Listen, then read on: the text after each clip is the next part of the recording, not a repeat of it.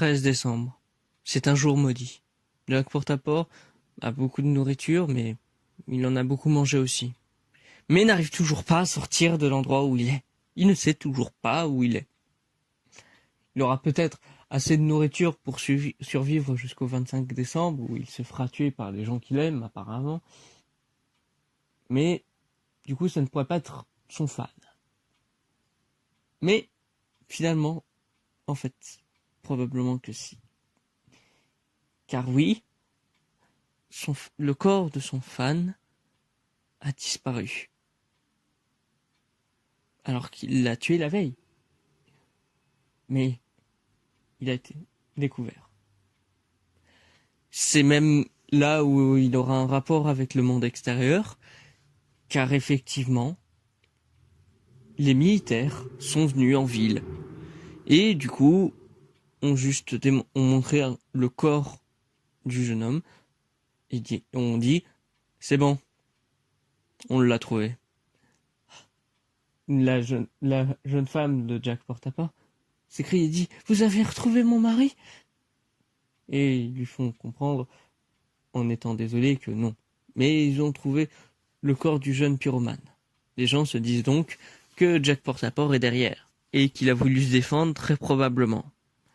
Même si d'autres gens se sont rappelés qu'apparemment la police faisait courir la rumeur comme quoi il voulait mourir de la main de Jack Portaport. Et les policiers, maintenant, qui avaient été un peu perturbés par l'ex-agent de la police qui avait proposé les services des militaires, étant maintenant un plus haut gradé qu'eux, et même encore plus haut gradé que beaucoup de sergents militaires, et alors qu'étant dans l'équipe que depuis la journée dernière, la veille plutôt. Car effectivement, il est celui qui a trouvé justement le corps du jeune homme, en proposant, en connaissance de cause du nouvel endroit, qu'il pouvait être là. Donc, les militaires découvrirent qu'ils pouvaient peut-être chercher Jack Portaport en bas. La police n'y revenait même pas. Jack Portaport était peut-être dans ce qui était un bunker. Et ça en étonna plus d'un. De se dire, qu'est-ce qu'il y faisait? Est-ce que c'est le jeune homme qui l'emmenait et tout? Personne ne le savait vraiment.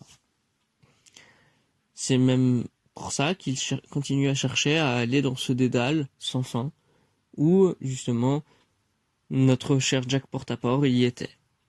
Donc, il ne savait pas encore comment réagir.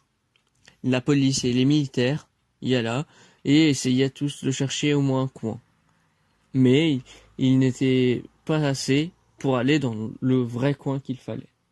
Donc, il se disait, on va tous chercher dans ces différents endroits par équipe, où on est deux équipes, les policiers et les militaires, où on est chacun armé comme on peut, et on va dans ces deux coins-là. Ce troisième coin, on ira demain. Et c'est, par hasard, celui où est Jack Portaport. Mais donc, il veilla toujours à chercher des endroits, et remarqua que ça pouvait emmener chez des habitants, voire des maisons brûlées. Et leur demandait si cette planque était militaire. Et ces derniers répondit oui et non. Mais vous ne pouvez pas savoir, ça en va de la sûreté de l'État. Donc, il ne dit pas plus, et en découvrant qu'il y avait pas mal de choses aussi assez macabres, ou beaucoup de nourriture. Ce qui aurait permis une survie certaine à Jack Portaport, on fit comprendre certains. Même un vieillard pourrait avoir autant de nourriture et pourrait se satisfaire pendant toute une vie, même s'il lui reste pas quelques jours. Mais ça n'empêcha pas du coup de continuer les recherches, et Jack Portaport de rechercher une sortie. Et c'est alors que il se dit, et si j'essayais d'aller dans une autre entrée, je ne sais pas. Mais il se rappela tout de suite qu'il était dans un labyrinthe et que, par conséquent, il était perdu. Donc, une autre sortie, oui, c'est bien marrant, mais par où? C'est là où il rencontrait une personne, dans l'ombre. Il essayait de regarder plus proche. Ça ne pouvait pas être un militaire, ça ne pouvait pas être un policier. Et c'est là qu'il a eu un nouveau pincement au cœur en découvrant la personne qui était devant lui, et en même temps les 12 coups de minuit par la cloche de l'église qui nous signalait que nous étions le